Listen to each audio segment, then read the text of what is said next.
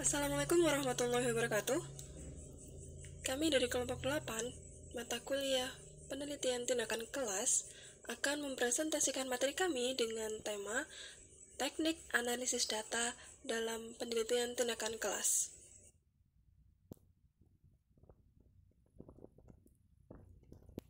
Perkenalkan, kami dari kelompok 8 yang beranggotakan saya sendiri, Tobing Salimah, selaku moderator dan juga sekaligus pemateri pertama. Kemudian rekan saya ada Era Dwi Aminatun Sari sebagai pemateri kedua, dan juga ada Nur Istiqomah sebagai pemateri ketiga.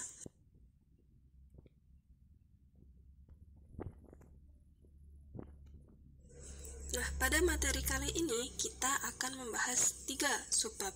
Yang pertama adalah teknik analisis data dalam PTK, kemudian yang kedua adalah analisis data kualitatif, kemudian yang ketiga analisis data kuantitatif.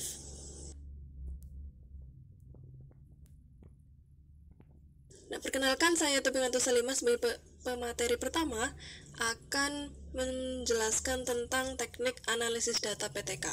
Jadi untuk penelitian tindakan kelas ini merupakan penelitian kualitatif yang juga bisa dianalisis secara kuantitatif. Jadi PTK itu kan merupakan penelitian kualitatif, tetapi datanya itu dapat dianalisis secara kuantitatif. Nah, data PTK itu terdiri atas data kualitatif dan juga data kuantitatif atau data angka. Nah, kedua jenis analisis data tersebut itu bisa digunakan secara sendiri-sendiri ataupun akan digunakan gabungan dari keduanya. Nah, PTK itu tidak memerlukan analisis statistik inferensial yang mendalam untuk data kuantitatifnya. Paling hanya sedikit-sedikit seperti itu, dan nanti untuk analisis data kuantitatifnya akan dijelaskan oleh pemateri ketiga. Nah, yang selanjutnya itu analisis data pada PTK dilakukan sebagai alat untuk mempermudah pemberian makna atau proses dari hasil PTK yang akan dilakukan.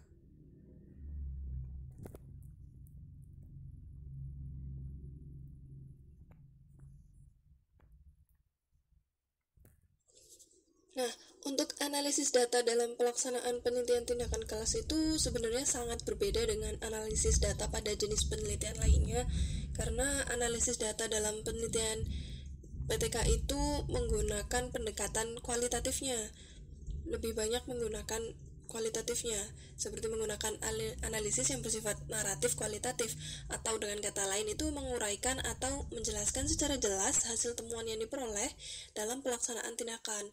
Sedangkan analisis data dalam penelitian yang lain itu menggunakan pendekatan kuantitatif, ada yang menggunakan kuantitatif, ada yang menggunakan kualitatif, dengan menggunakan pendekatan mungkin statistik, uji perbedaan, uji korelasi, dan sebagainya. Tapi kalau untuk di analisis data pada PTK itu lebih pada umumnya itu kualitatif. Nah, di sini ada posisi PTK ditinjau dari jenis penelitian kualitatif dan kuantitatif. Jadi PTK itu bisa memuat, analisis pada PTK itu bisa memuat kuantitatif, juga bisa memuat kualitatif.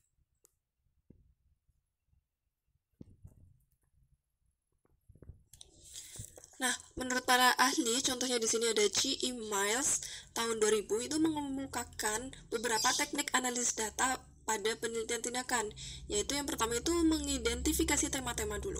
Dari data yang terkumpul itu melalui proses induktif dapat diidentifikasi menjadi tema-tema tertentu. Nah, kemudian yang kedua itu ada membuat kode pada hasil survei, interview, dan angket. Nah, pengkodean ini itu dapat dilakukan untuk mengelompokkan pada kegiatan perencanaan, pelaksanaan, evaluasi, dan sebagainya. Kemudian yang ketiga itu ada mengajukan pertanyaan kunci.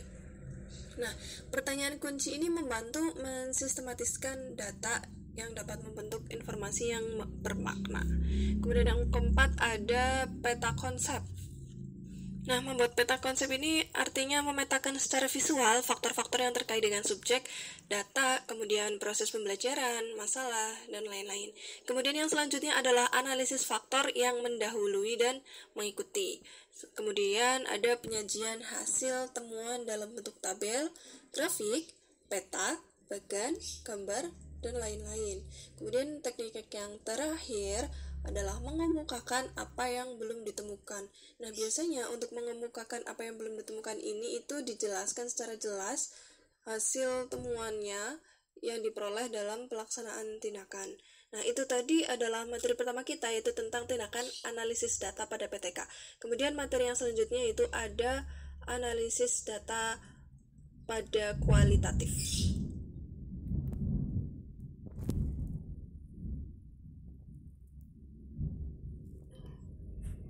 Untuk selanjutnya ada analisis data kualitatif.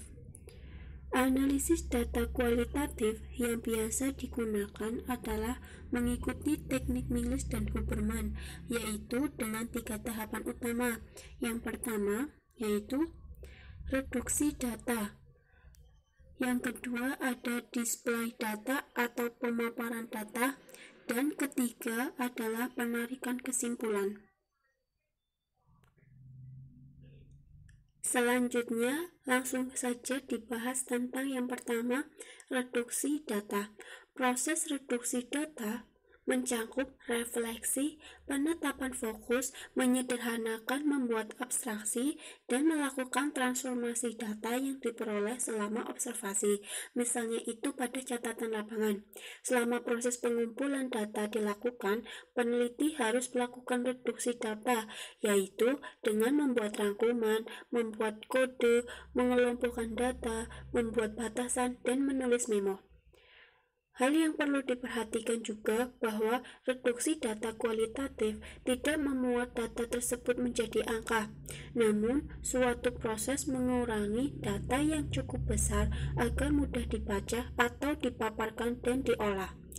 Upaya melakukan reduksi dan kode data dapat lebih mudah dengan menggunakan catatan pinggir di sebelah kanan dari deskripsi observasi.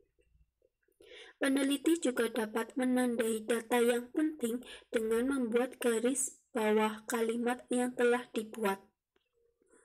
Yang kedua ada pemaparan atau display data. Tahapan ini dilakukan setelah melakukan reduksi data.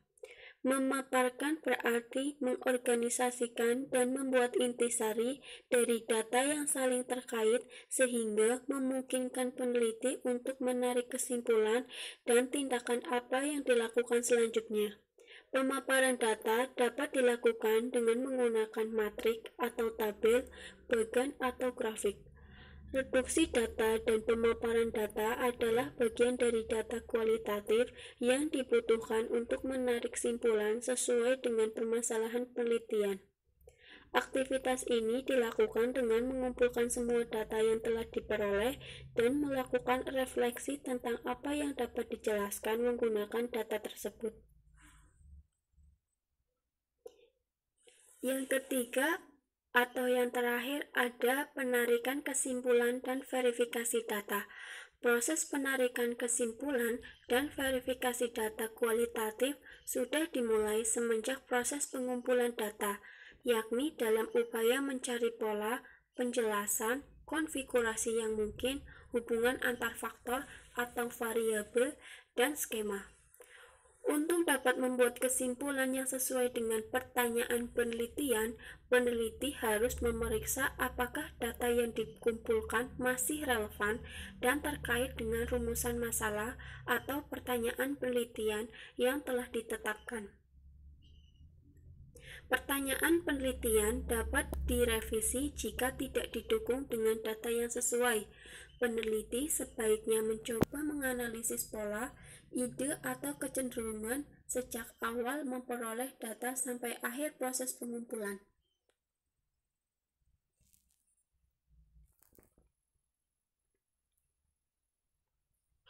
Baik, di sini saya akan melanjutkan materi tentang analisis data kuantitatif. Data kuantitatif merupakan data yang berupa angka atau bilangan, baik yang diperoleh dari hasil pengukuran maupun diperoleh dengan cara mengubah data kualitatif menjadi data kuantitatif.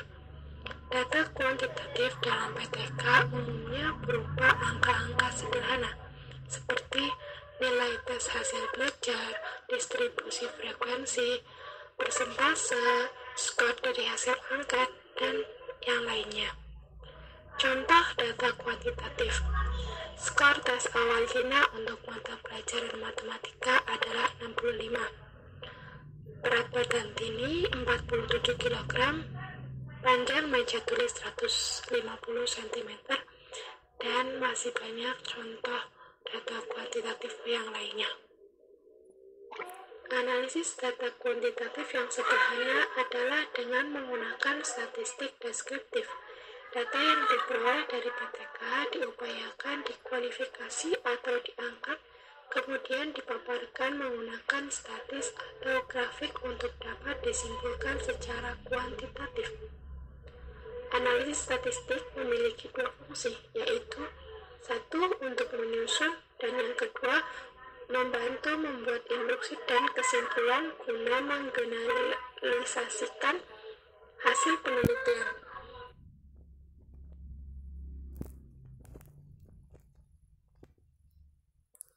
Selanjutnya, statistik deskriptif merupakan statistik sederhana dan pada umumnya digunakan untuk pengajian data penelitian.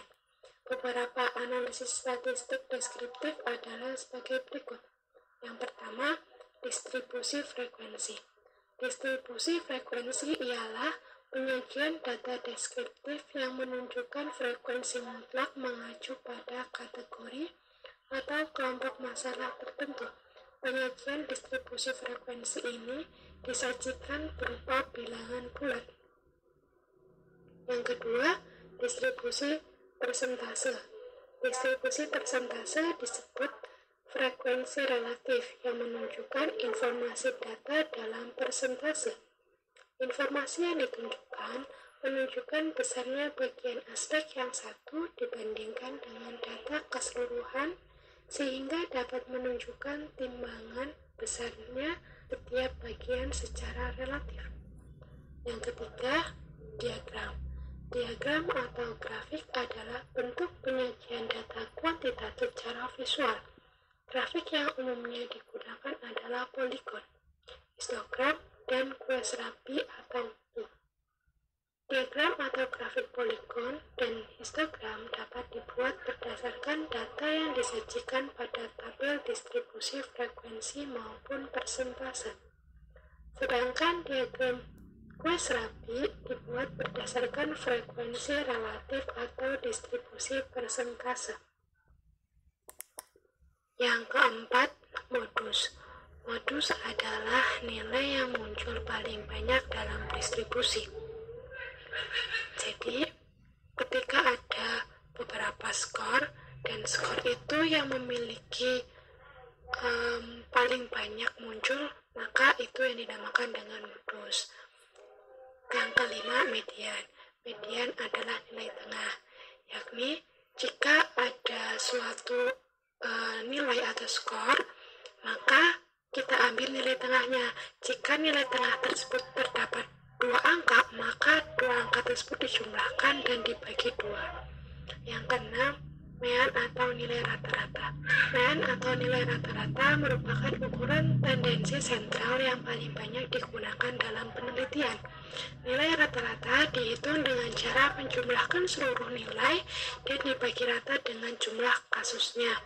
Yang ketujuh, standar deviasi. Standar deviasi banyak digunakan dalam analisis statistik deskriptif selain nilai rata-rata dan diagram. Sekian penjelasan dari saya. Terima kasih.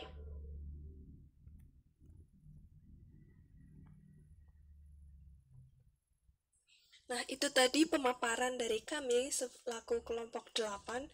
Mungkin akan ada pertanyaan dan kita bisa melakukan sesi diskusi di grup WhatsApp. Sekian dari kelompok 8. Apabila ada kesalahan, kami mohon maaf sebesar-besarnya. Terima kasih. Wassalamualaikum warahmatullahi wabarakatuh.